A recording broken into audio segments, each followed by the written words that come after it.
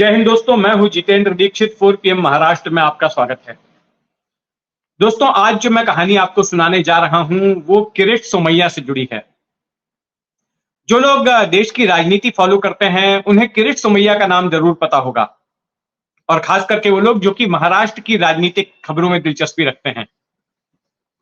और जिन्हें किरीट सोमैया के बारे में नहीं मालूम है उन्हें बता दूं कि किरीट सोमैया महाराष्ट्र बीजेपी के वाइस प्रेसिडेंट हैं, बीजेपी के एक दिग्गज नेता हैं। 2 बार वो बीजेपी की ओर से उत्तर पूर्व मुंबई की सीट से सांसद रह चुके हैं, एक बार साल 2004 में और फिर साल 2014 में। और ये आए दिन प्रेस कॉन्फ्रेंस लेते हैं, टीवी पर नजर आते हैं, विरोधी पार्टी के नेताओं पर आरोप लगाते हुए, उनके आर्थिक घोटालों को उजागर करते हुए। और जिस भी विपक्षी पार्टी के नेता के खिलाफ ये लग जाते हैं या जिस पर ये आरोप लगाते हैं, चंद दिनों बाद ही सीबीआई या एनफोर्समेंट डायरेक्टरेट उनके खिलाफ अपनी कार्रवाई शुरू कर देती है और ये ऐलान भी करते हैं कि फलाने नेता को जेल में जाना पड़ेगा, फलाने नेता के खिलाफ ये कार्रवाई होगी। मिसाल के तौर पर संजय राउत के बारे में इन्होंने आरोप लगाया था। आगे चलकर ईडी ने संजय राउत को गिरफ्तार किया। अनिल देशमुख हैं, अब एक नेता है अनिल परब, उनके ऊपर भी कार्रवाई हुई, उनका जो रिसोर्ट है दापोली में। और तमाम नेता हैं किरीट सोमैया की लिस्ट में, और जिसके भी बारे में किरीट सोमैया आरोप लगाते हैं प्रेस कॉन्फ्रेंस लेकर या अपने वीडियो जारी करके, चंद दिनों बाद ही उनके पास ईडी, सीबीआई या फिर महाराष्ट्र सरकार की जो इकोनॉमिक ऑफेंसेस विंग है महाराष्ट्र पुलिस की, का कोई ना कोई नोटिस पहुंच जाता है। अभी भी इन्होंने हाल ही में नेताओं पर आरोप लगाए कि कोविड काल के दौरान किस तरह से घोटाला हुआ, खिचड़ी को लेकर घोटाला हुआ, फिर बॉडी बैग्स को लेकर घोटाला हुआ, जो कोविड सेंटर बनाए गए उनमें घोटाला हुआ। तो इस तरह के तमाम आरोप जो है किरीट सोमैया की ओर से लगाए जाते रहे हैं। अच्छा, ये भी दिलचस्प बात है कि जब ईडी या सीबीआई से पीड़ित कोई नेता विपक्षी पार्टी का बीजेपी ज्वाइन कर लेता है या फिर सत्ताधारी गठबंधन की किसी पार्टी में होता है, तो फिर उसके बाद ये चुप्पी साध लेते हैं, फिर उसके बारे में एक शब्द नहीं बोलते। अजीत पवार के बारे में काफी बोल रहे थे, लेकिन जैसे ही अजीत पवार ने बगावत करके शिंदे सरकार ज्वाइन की, उसके बाद चुप। और भी कई सारे नेता थे, प्रताप सरनाइक, भावना गवली, ये सब निशाने पर थे किरीट सोमैया के। लेकिन जैसे ही ये लोग सत्ताधारी पक्ष के साथ आए, बीजेपी से हाथ मिलाया, उसके बाद किरीट सोमैया चुप हो जाते हैं। तो ये किस्सा उस वक्त का है, साल 2019 का, जब किरीट सोमैया को बेइज्जत होकर, जलील होकर एक प्रेस कॉन्फ्रेंस से बाहर निकलना पड़ा था। और हाल ही में किरीट सोमैया का यह दर्द एक टीवी चैनल को इंटरव्यू देते वक्त छलक आया।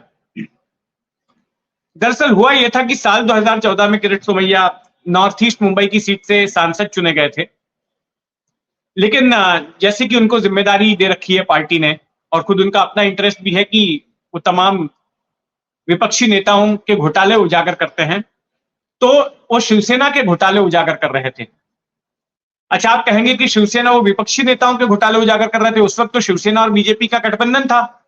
2014 में पोस्ट पोल गठबंधन हुआ था, दोनों साथ में सत्ता में थे। बात सही है, दोनों साथ में सत्ता में जरूर थे, लेकिन उनके बीच मनमुटाव जबरदस्त था।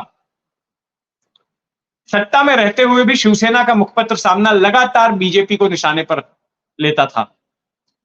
फडणवीस के खिलाफ संपादकीय लिखे जाते थे, मोदी के खिलाफ संपादकीय लिखे जाते थे। और यह कटुता इतनी थी कि भले ही राज्य सरकार में दोनों पार्टियां साथ में हों, 2017 का जो मुंबई महानगर पालिका का चुनाव हुआ था, जो आखिरी चुनाव हुआ, उसके बाद अभी तक चुनाव नहीं हुआ, उस चुनाव में दोनों पार्टियों ने अलग अलग चुनाव लड़ा और उसमें बीजेपी और शिवसेना के बीच कांटे की टक्कर हुई। शिवसेना को 84 सीटें मिली और बीजेपी को 82 सीटें मिली। और उसी चुनाव के इर्द गिर्द किरीट सोमैया ने शिवसेना के भ्रष्टाचार को उजागर किया, शिवसेना पर आरोप लगाए। क्योंकि बीएमसी में शिवसेना की सत्ता थी और उसी से जुड़े हुए तमाम आरोप किरीट सोमैया ने लगाए थे, जिसके बाद काफी बवाल मच गया। शिवसेना टूट पड़ी किरीट सोमैया के ऊपर और एक बार उनके घर के पास उनके ऊपर हमला भी हुआ और यह कटुता काफी बढ़ गई। लेकिन फिर आया साल 2019 का साल, जब लोकसभा के चुनाव होने थे और मोदी को फिर से वापस लाने के लिए अमित शाह कोई कसर नहीं छोड़ना चाहते थे, कोई पेच ढीला नहीं छोड़ना चाहते थे और इसके लिए उन्होंने शिवसेना के साथ समझौता करने की ठानी। अमित शाह मुंबई आए, मातोश्री गए उद्धव ठाकरे से मिलने के लिए, उद्धव ठाकरे के साथ मीटिंग हुई और तय हुआ कि गिले शिकवे जो है दूर कर दिए जाएंगे और 2019 का चुनाव फिर से एक बार गठबंधन में शिवसेना और बीजेपी लड़ेगी, लोकसभा का चुनाव, और उसके बाद विधानसभा के लिए भी फैसला हुआ था और लोकसभा चुनाव के लिए सीटों का बंटवारा भी हो गया था। तो अब ये बैठक तो हो गई उद्धव ठाकरे के घर मातोश्री।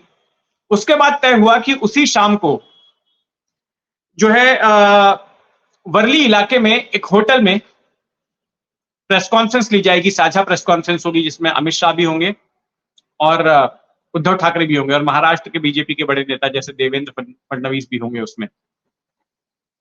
और उस बैठक में बताया जाएगा कि किस तरह से दोनों पार्टियां गठबंधन में चुनाव लड़ेंगी और कौन सी पार्टी कितनी सीट पर चुनाव लड़ने वाली है।